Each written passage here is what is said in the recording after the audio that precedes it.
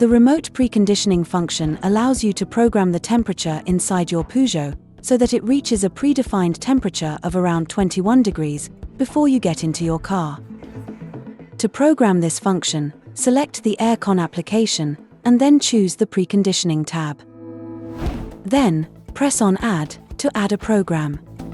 Set the time on which you will be getting into your Peugeot and which days, then confirm. You can define several programs. Each one will be recorded in the system. Press here to activate the desired program. To delete a program, press on this button, then this button, and then confirm.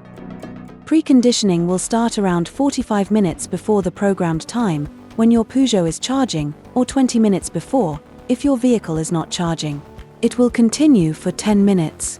In order to maintain your vehicle's charge level, it is best if you launch preconditioning whilst the vehicle is charging. If your vehicle is equipped with connected services, you can program its preconditioning via the MyPeugeot app on your smartphone.